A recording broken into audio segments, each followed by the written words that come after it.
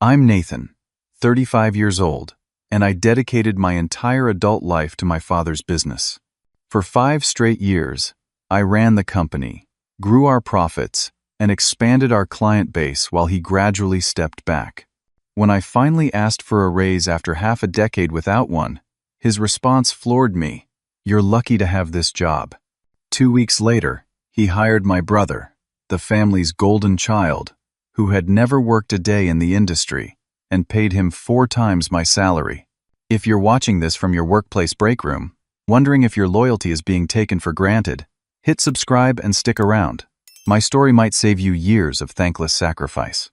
My grandfather started our manufacturing company in 1968 with nothing but a small loan and a big dream. He built it from the ground up, creating custom parts for industrial equipment. The business was modest but profitable, providing a good living for our family and eventually employing 20 people from our community.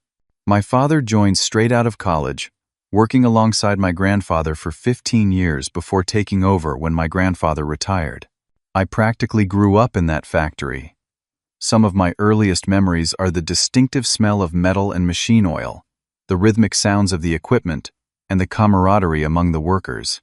While other kids played video games after school, I was learning how to operate lathes and read technical drawings.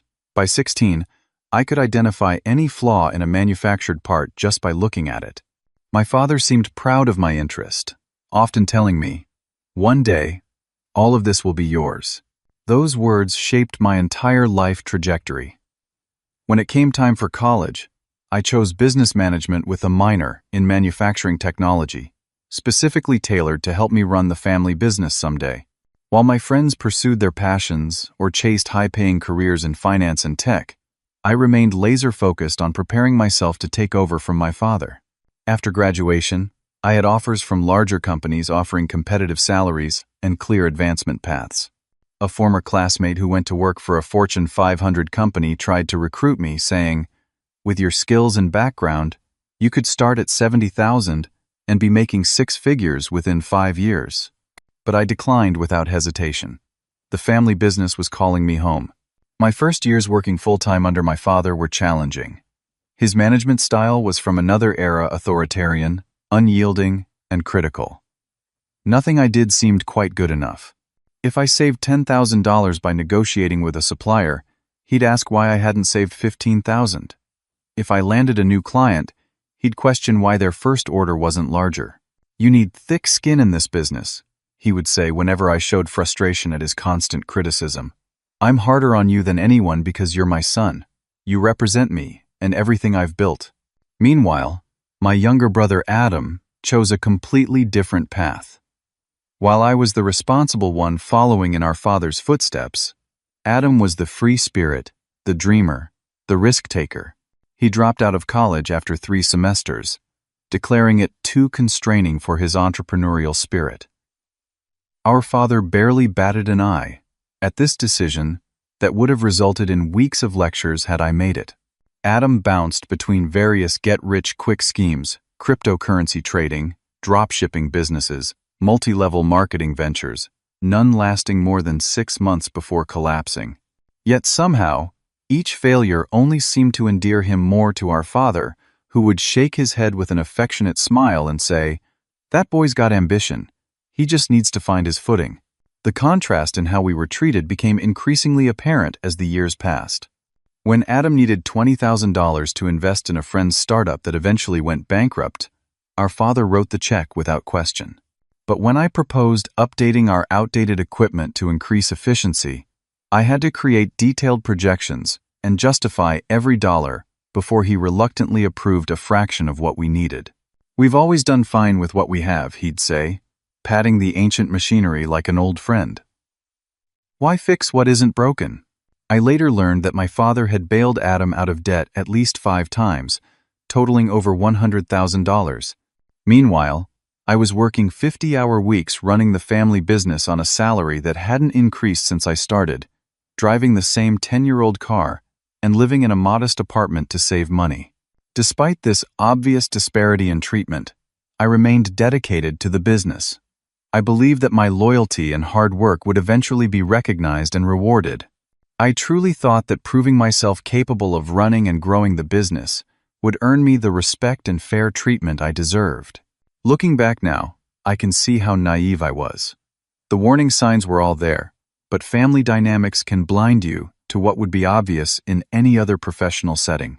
The foundations for what would eventually become an unbearable situation were being laid, brick by brick, year after year, as I continued pouring my heart and soul into a company where my contributions would never be truly valued.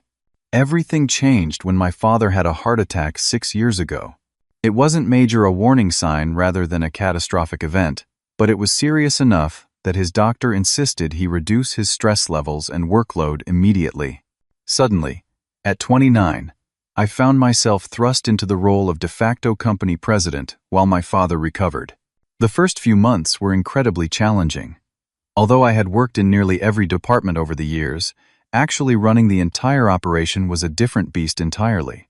I was working 14-hour days, learning to juggle payroll, major client relationships, production schedules, and strategic planning all at once.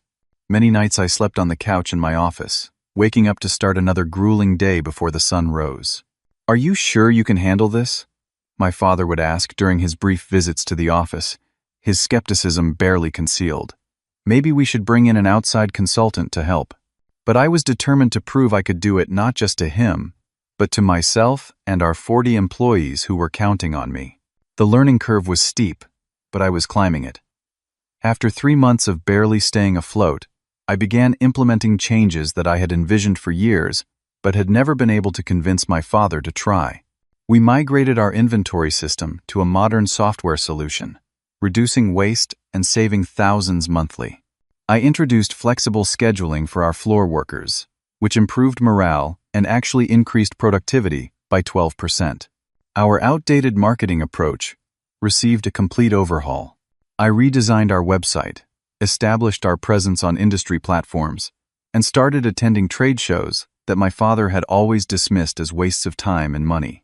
Through these efforts, we began attracting clients that had previously only worked with much larger competitors. When my father returned to work part-time 6 months after his heart attack, he seemed genuinely surprised by the positive changes. The company was running more smoothly than ever, and we were on track for our most profitable year in a decade. But old habits die hard.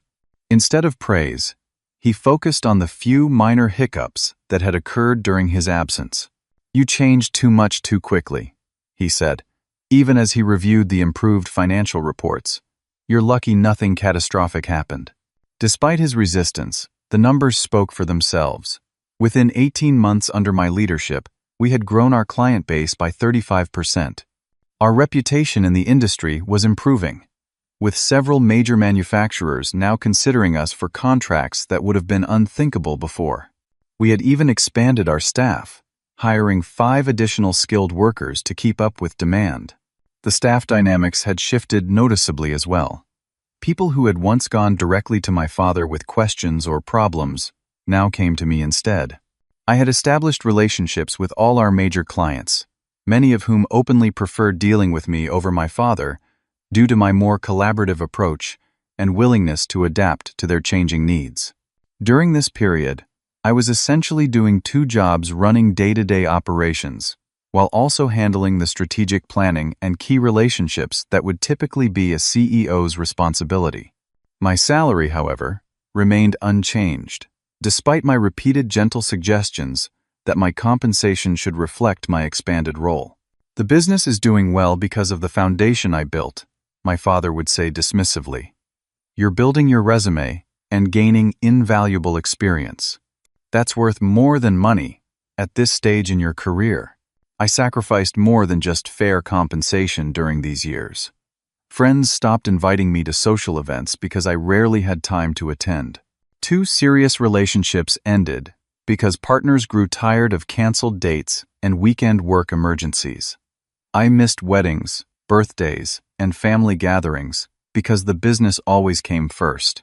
My father, meanwhile, had reduced his schedule to about 20 hours per week, spending the rest of his time golfing, traveling, and enjoying the fruits of his labor.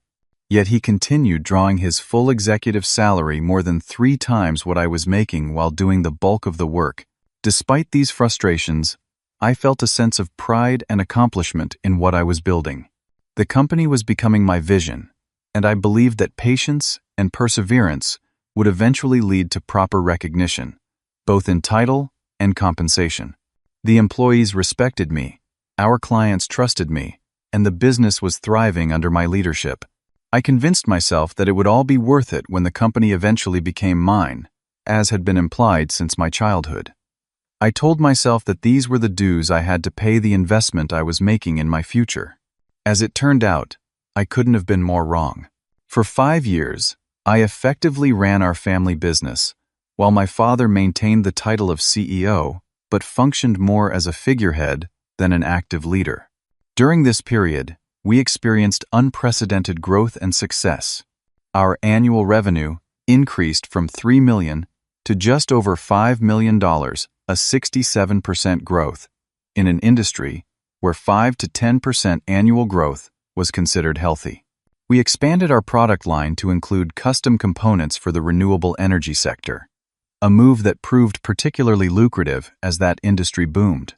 This diversification not only increased our revenue, but also protected us from the cyclical downturns that had previously impacted our traditional manufacturing clients. When the economic recession hit 3 years into my leadership, we were one of the few companies in our sector that didn't have to lay off a single employee. Through careful planning and the financial buffers I had built, we weathered the storm while many competitors struggled or closed entirely. We even managed to acquire a small, struggling competitor at a bargain price, expanding our capabilities and client base. Throughout these achievements, my salary remained virtually stagnant. I was earning $72,000 annually, roughly what a mid-level manager would make at a comparable company, not an executive effectively running a multi-million-dollar operation. According to industry standards, someone in my position should have been earning at least $150,000, plus performance bonuses and equity. My personal financial situation reflected this disconnect. At 35, I was still renting an apartment while former classmates, with similar responsibilities, owned homes in upscale neighborhoods. I drove a 10-year-old sedan with over 150,000 miles on it. I had postponed starting a family partly due to financial considerations, even though it was something I deeply wanted. There were subtle signs of my father's lack of appreciation that I either missed or chose to ignore. When clients complimented my leadership during meetings, my father would quickly redirect the conversation to how he had trained me well, or how the company's strong foundation made success possible. If industry publications wanted to interview me about our innovative approaches, he would insist on being included, or would redirect them to speak with him instead. Despite these challenges, my reputation in the industry continued to grow. I was invited to speak at trade conferences and asked to join industry boards. Competitors recognized my value even if my father didn't. Throughout these 5 years, I received no fewer than 7 recruitment attempts from other companies, with offers ranging from nearly double my current salary to executive positions with equity stakes. The most tempting came from our largest competitor, whose CEO approached me directly at an industry event. "Nathan, I'll be blunt," he said over drinks. "You're wasting your talent there. We'd start you at $180,000, with a clear path to partnership within 5 years. Think about it." I did think about it for about a week, before declining. The family business was in my blood. I couldn't imagine walking away from what I had helped build, from what had been promised to me since childhood. I still believed that my father would eventually recognize my contributions, and that the company would one day be mine. This dedication came at a significant personal cost. Friends my age were getting married, buying homes, starting families, all milestones I had postponed while pouring myself into the business. My dating life had become nearly non-existent due to my work schedule. When I did meet someone I connected with, the relationship inevitably suffered from my unavailability and constant stress. "You need to establish better boundaries," my closest friend told me during a rare night out. "The company is consuming your entire life, and I'm not sure your father even appreciates it." Those words struck closer to home than I wanted to admit. A sense of resentment had been building gradually over the years, like water pressure behind a dam. I tried to suppress it, to remain loyal and patient, but it was becoming increasingly difficult. After 5 years of effectively running the company, growing it substantially, and navigating it through challenging economic times, all while being dramatically underpaid, I finally decided it was time to have a serious conversation about my compensation and future with the company. I had proven myself beyond any reasonable doubt. If my father couldn't see my value now, he never would. I spent weeks preparing for this conversation. I created detailed presentations showing the company's growth under my leadership, compiled industry salary data for comparable positions, and outlined my contributions in concrete, undeniable terms. I practiced what I would say, anticipating his potential objections and preparing rational, business-focused responses. With hindsight, I realize I was preparing for a logical business discussion with a rational executive, not for the emotionally charged family dynamic that would actually play out. No amount of charts, data, or logical arguments could overcome decades of established patterns and unspoken expectations. The conversation I was about to have would change everything, but not in the way I had hoped. After 5 years of running the company with only nominal recognition, I knew it was time to address my compensation. I chose a Friday afternoon when business was typically slower, giving us time to talk without interruptions. I brought a professional presentation folder containing all my research company performance metrics under my leadership, industry standards for executive compensation, and a reasonable proposal for adjustment. My father seemed distracted when I entered his office, barely looking up from his computer. "Make it quick, Nathan. I've got a tea time at 4:30. I took a deep breath and launched into my carefully prepared introduction. "Dad, I'd like to discuss my role in the company and my compensation. As you know, I've been effectively running operations for 5 years now, and..." He cut me off with a wave of his hand. "Is this about money again? I thought we settled this last year." We hadn't settled anything. He had dismissed my brief mention of a raise without discussion, but I remained calm and continued, sliding the folder across his desk. "I've prepared some information I think you'll find compelling. Our company has grown by 67% during my leadership. Our client retention is up by 22%. And..." "Nathan," he interrupted again, not even glancing at my materials. "You know how I feel about this. The business is doing well, and you'll benefit from that eventually. This is a family business, not some corporation where executives demand raises every time they have a good quarter." "It's been 5 years, Dad," I said, struggling to keep frustration from my voice. "Not 1 quarter. 5 years of growth, innovation, and profitability.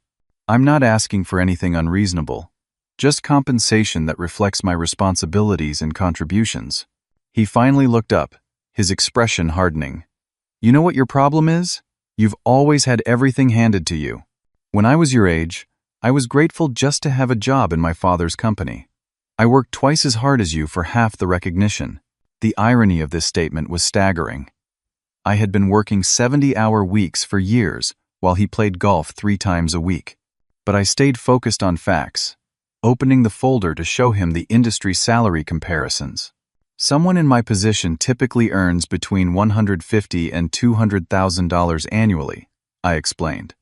"I'm only asking for $120,000, which is still well below market rate."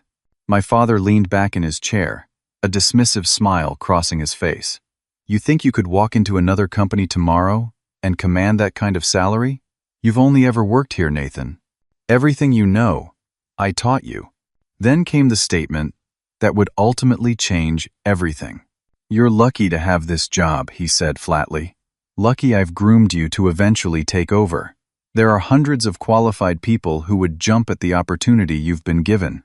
I felt like I'd been punched in the stomach. Lucky? After 5 years of sacrifice, innovation, and proven results? After growing the company by 2/3 and navigating it through a recession without layoffs? After turning down multiple offers from competitors? "This isn't about luck, Dad," I said quietly. "It's about fair compensation for the value I bring to the company. The value that's reflected in our growth, our client relationships, and our financial statements. "We're family," he replied, as if that explained everything. "The company will be yours someday. That's worth more than any salary increase." "When?" I asked. "When will it be mine?" "We've never discussed any concrete succession plan or timeline." He shrugged. "When I'm ready to fully retire. Could be 5 years. Could be 15. That's not the point." The conversation continued in circles for another half hour, with my father dismissing every point I made. He wouldn't even consider a modest increase, let alone anything approaching market rate. I left his office feeling defeated, undervalued, and increasingly resentful. The following 2 weeks were tense. Our conversations were strictly business-related and brief. Staff noticed the change in atmosphere, with several asking if everything was okay. I maintained professionalism but couldn't hide my disappointment entirely. Then came the announcement that would turn disappointment into betrayal. My father called an all-staff meeting on Monday morning, something he rarely did. I assumed it was about the quarterly results, or perhaps a new major client. I could not have been more wrong. "I have exciting news," my father began, beaming with uncharacteristic enthusiasm. "The company is entering a new phase of growth, and we're bringing in fresh talent to help lead us forward." He gestured to the door as it opened, and in walked my brother Adam, grinning broadly. I hadn't even known he was back in town. "Adam will be joining us as Executive Vice President of Business Development," my father announced proudly. "He brings a wealth of entrepreneurial experience and fresh ideas that will complement our traditional approach." Entrepreneurial experience? My brother's experience consisted of a string of failed ventures that our father had repeatedly bailed out. He had no background in manufacturing, no industry connections, and no formal business education beyond 3 semesters of general studies. Staff members applauded politely, though many looked as confused as I felt. After the meeting, I immediately went to my father's office, closing the door behind me. "What is this about?" I demanded, my composure finally breaking. "Adam knows nothing about our business or industry." "He's a quick learner," my father replied defensively. "And he has qualities you lack: creativity, risk-taking, vision." "Vision?" I repeated incredulously. His last vision was investing in an app that helped people find dog lookalikes. It folded in 4 months. My father's expression hardened. "I've made my decision, Nathan. Adam will focus on new markets and opportunities while you continue managing operations. It's a good division of responsibilities." I would have accepted this explanation, however dubious, if not for what I discovered the following week. While reviewing payroll documents that required my approval as COO, I saw Adam's starting salary, $288,000 annually, exactly 4 times what I was earning after more than a decade with the company. The revelation hit me like a physical blow. 2 weeks after refusing my request for a raise, claiming the company couldn't afford it, my father had hired my inexperienced brother at an executive salary that exceeded even what I had researched as the top-end market rate. When confronted, my father became defensive. Adam had other opportunities. We needed to make a competitive offer. "What opportunities?" I asked, knowing full well my brother had been essentially unemployed for months. "That's not the point," he deflected. "Adam brings a different skill set. We need to diversify our leadership approach." The real message was painfully clear. My years of loyalty, sacrifice, and successful leadership were valued less than my brother's unproven potential.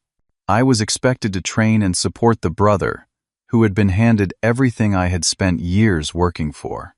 The office dynamics quickly became unbearable. Staff members who had worked with me for years approached me privately, expressing confusion and concern about Adam's role and qualifications. Several asked bluntly if I was being pushed out.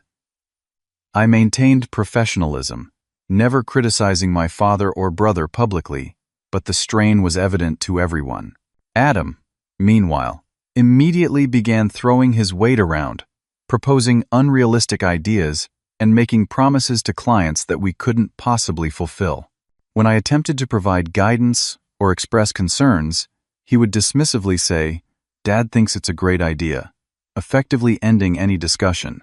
I had thought nothing could hurt more than my father's "you're lucky" comment. I was wrong.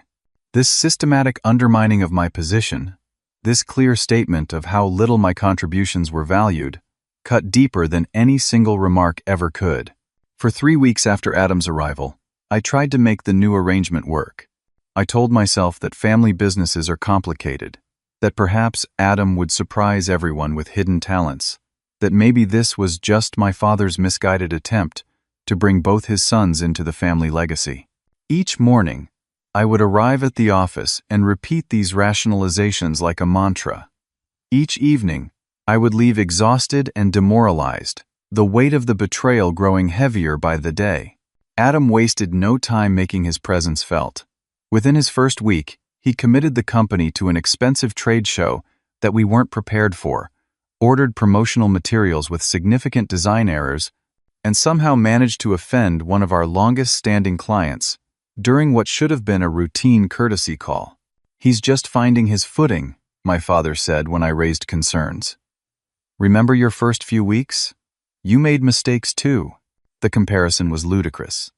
My mistakes as a new graduate had been minor and occurred despite thorough preparation and genuine effort. Adam's were the result of overconfidence and unwillingness to learn the basics before making major decisions. More infuriating was watching my father clean up Adam's messes while continuing to scrutinize my work. When I miscalculated a production timeline by 2 days, I received a stern lecture about attention to detail. When Adam committed us to a contract that would lose money on every unit produced, my father quietly revised the terms himself and never mentioned it again. The situation came to a head when Adam proposed rebranding our company, including changing the name that had represented 3 generations of my family's work. He presented his idea directly to my father, bypassing me entirely despite operations falling under my purview. "Fresh start, fresh image," Adam declared during a meeting, unveiling mock-ups for a new logo and company name that abandoned all connection to our heritage. The old name sounds like a dusty factory from the 50s. "We need something that says innovation and future." I waited for my father to shut down this absurd suggestion. Instead, he nodded thoughtfully. "It's worth considering. The market is changing, and perhaps our image should evolve too." That evening, I couldn't sleep. I paced my apartment until 3 in the morning, replaying the day's events and the accumulated slights of the past several weeks. Around 4, a moment of clarity hit me. Nothing was going to change. My father would always see Adam as the golden child with unlimited potential, while viewing me as the reliable but unexceptional workhorse. I spent the remainder of the night drafting my resignation letter. It was respectful but direct, stating simply that I could no longer continue in an environment where my contributions were so clearly undervalued. I didn't mention Adam by name or detail the salary disparity. I didn't need to. My father knew exactly why I was leaving. The next morning, instead of going to the office, I called James Harrington, the CEO of our largest competitor who had tried to recruit me the previous year. We had maintained occasional contact at industry events. "Nathan," he answered warmly, "this is a pleasant surprise. That position you mentioned last year," I said without preamble. "Is it still available?" There was a brief pause. "Not exactly. But for you, we could create something similar. What's changed?" We agreed to meet for lunch that day. I was frank about my situation without bad-mouthing my family or our business. James listened attentively, occasionally nodding as if my story confirmed suspicions he'd had about our company's dynamics. "Family businesses can be the best and worst environments," he said after I finished. "Let me be clear about what we can offer. Executive Vice President of Operations, starting at $110,000 with performance bonuses that could add another $30,000 to $40,000 annually. Full benefits package, including retirement matching, and most importantly, a clear path to equity partnership after 3 years if performance targets are met." The salary was over 50% higher than what I was currently making, with bonuses potentially pushing it to double my current compensation. But more valuable than the money was the respect implied by the offer recognition of my skills and experience that had been lacking at the family business. I accepted on the spot.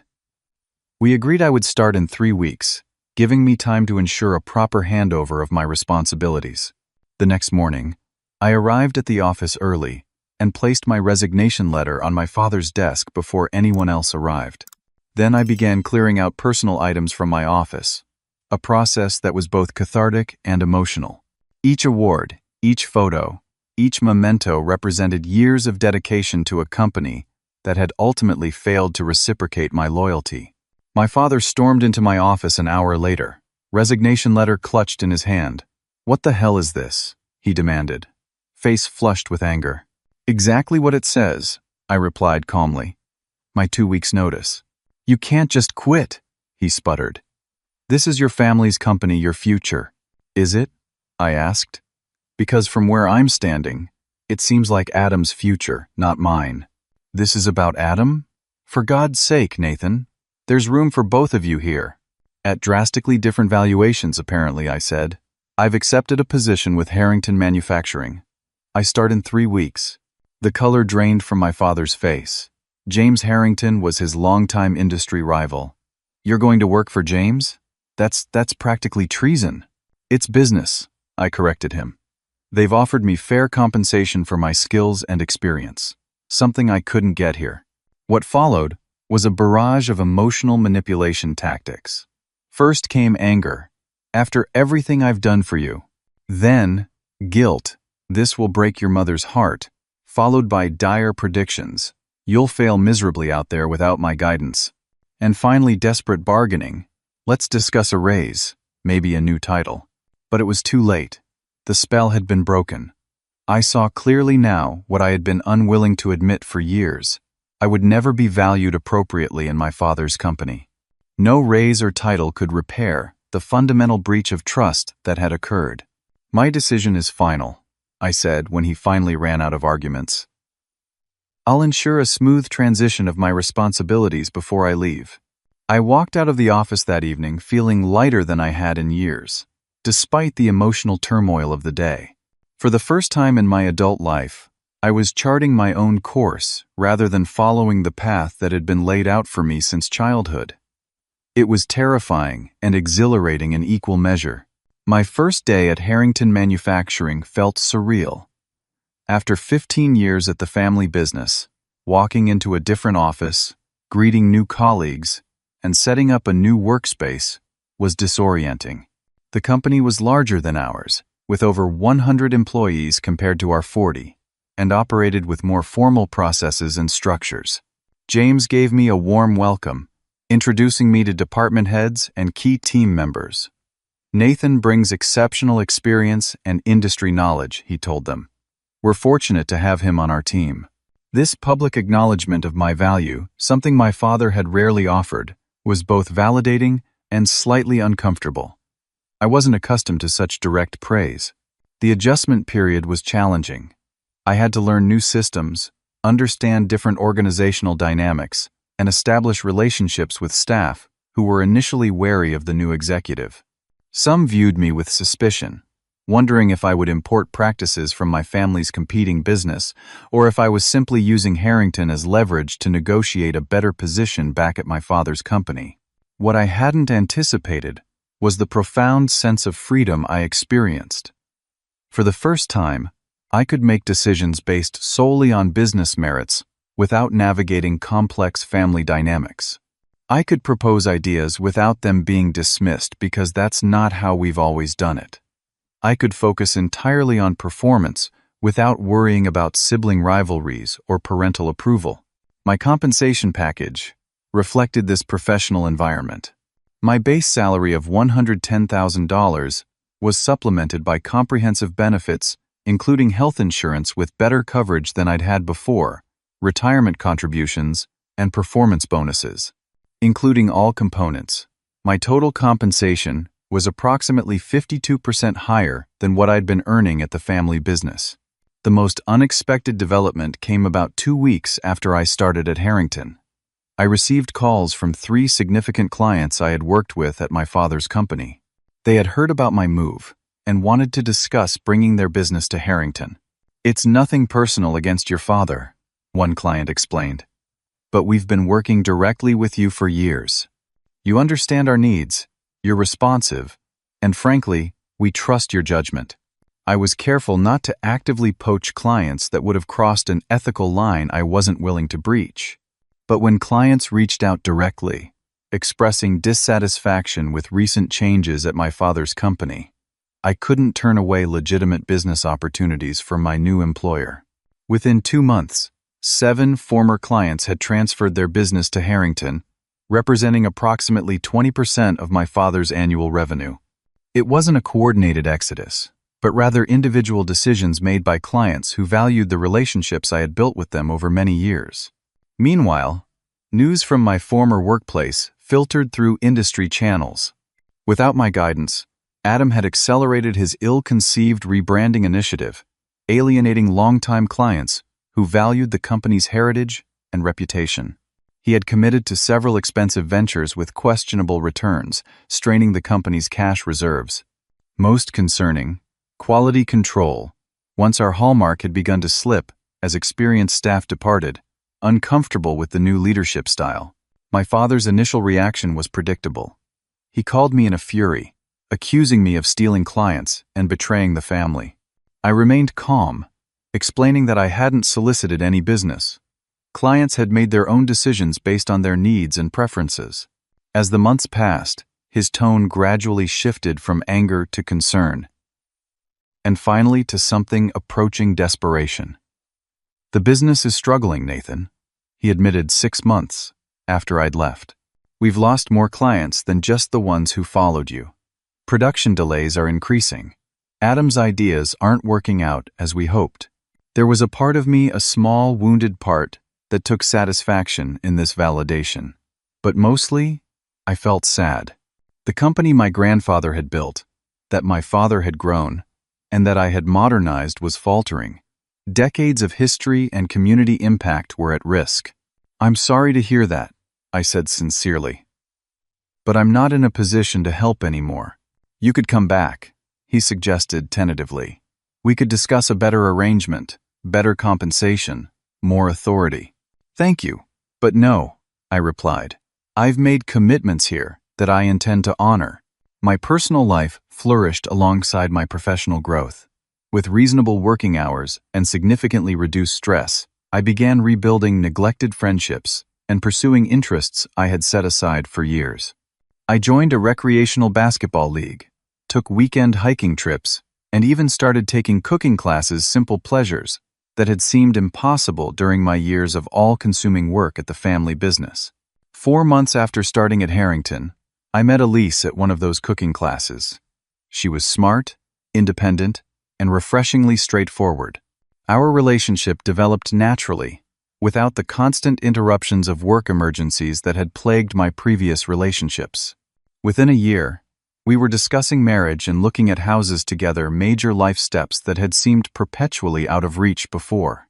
With my improved financial situation, I was able to purchase my first home, a modest but comfortable 3-bedroom house in a pleasant neighborhood.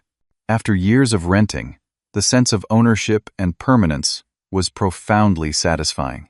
Former colleagues began reaching out as well. First came casual lunches to catch up, which inevitably included questions about opportunities at Harrington. Eventually, 3 key employees from my father's company joined Harrington, bringing valuable skills and institutional knowledge with them. Throughout this period, my father continued making occasional overtures, ranging from business propositions to emotional appeals about family loyalty. Each time, I maintained professional courtesy while firmly declining any suggestion of returning. The company that had once been the center of my identity was now firmly in my past. What surprised me most was my lack of regret. Despite 15 years of investment in the family business, walking away had been the right decision. The company's decline without me, while sad, confirmed what I had long suspected but never fully acknowledged. My contributions had been far more vital to its success than my father had ever recognized. 3 years have passed since I walked away from the family business, and looking back, That difficult decision marked the beginning of the most fulfilling chapter of my life so far. At Harrington Manufacturing, I've been promoted to Chief Operations Officer, with oversight of all production facilities and a seat on the executive leadership team. My compensation has continued to increase, now more than triple what I was earning at my father's company. Professionally, I've received recognition that would have been unimaginable before. Last year, I was named one of the industry's 40 under 40 emerging leaders by our main trade publication, an honor my father had received in his day, but would never have supported my nomination for while I worked under him. My personal life has flourished alongside my career. Elise and I married last spring in a ceremony that felt like a celebration not just of our union, but of the new life I had created for myself. We're expecting our first child in a few months, a daughter. We live in a beautiful home in a neighborhood we love, and for the first time in my adult life, I have a healthy work-life balance that allows me to fully engage with both aspects of my life. My relationship with my family remains complicated.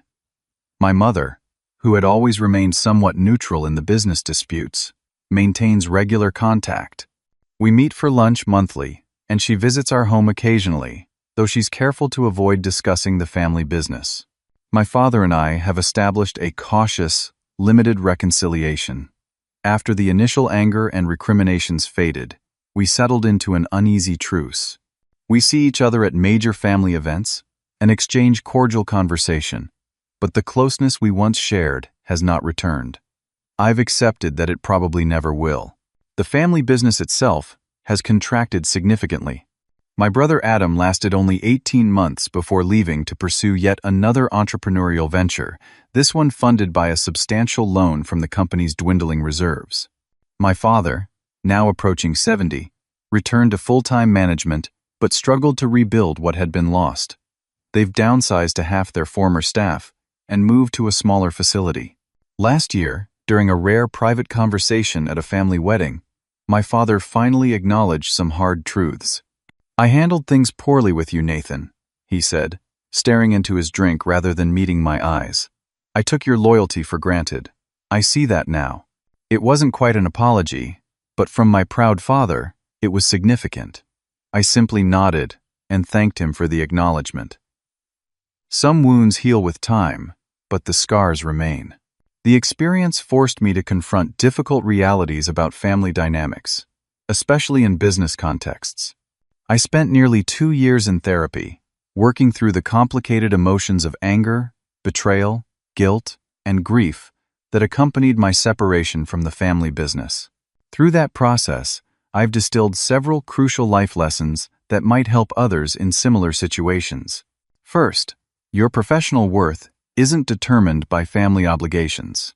Skills, experience, and results deserve appropriate recognition and compensation, regardless of familial relationships. Allowing yourself to be undervalued because it's family only leads to resentment and burnout. Second, loyalty should always be reciprocal. One-sided dedication isn't sustainable and ultimately harms both parties. A healthy relationship, personal or professional, requires mutual respect and appreciation. Third, sometimes walking away is the healthiest choice, even from situations you've invested years in. The sunk cost fallacy keeps many people trapped in dysfunctional arrangements far longer than they should be. Fourth, setting boundaries with family is necessary and valid, particularly in business contexts. Clear separation between family roles and business roles is essential for both relationships to thrive. Fifth, your identity exists independently from family expectations or traditions. Finding your own path may disappoint others initially, but ultimately leads to greater personal fulfillment and authentic relationships. The experience has profoundly shaped my own management style. At Harrington, I've established mentorship programs for promising employees, ensuring they receive both recognition and constructive feedback. I advocate strongly for fair compensation based on performance rather than tenure or personal connections. Most importantly, I create an environment where people feel valued for their contributions rather than taken for granted. My relationship with the family business world has evolved as well. I've become something of an informal advisor to others navigating similar situations, speaking occasionally at industry events about succession planning and family business dynamics. These conversations are often cathartic, revealing how common my experience was while providing others with perspective and potential paths forward. Would I have chosen this path had my father treated me fairly from the beginning? Probably not. I would likely have remained with the family business, eventually taking over when my father retired. But the painful experience of being undervalued and ultimately betrayed forced me to discover strengths and opportunities I might never have otherwise pursued. As I prepare to become a parent myself, I've thought deeply about what kind of legacy I want to create for my daughter. It won't include an expectation that she follow in my professional footsteps or fulfill my unfulfilled dreams. Instead, I hope to support her in discovering her own passions and values, recognizing her worth independent of my expectations. If you're watching this and finding yourself in a similar situation, undervalued at a family business, caught in toxic dynamics, or struggling with the decision to stay or go, know that there is life beyond those constraints. Your worth isn't determined by others' inability to see it. Sometimes the hardest decisions lead to the greatest growth. I'd love to hear your stories in the comments below. Have you worked in a family business? Experienced the golden child syndrome? Made the difficult choice to walk away from something you'd invested years in? Each experience is unique, but sharing them helps all of us feel less alone in these challenges. Please like this video if you found my story helpful, and subscribe to the channel for more real-life experiences and lessons learned. Share with anyone you think might benefit from hearing that sometimes the best family decision is choosing yourself. Thank you for listening to my story. Whatever challenges you're facing in your family or professional life, I hope you find the clarity and courage to make choices that honor your true worth.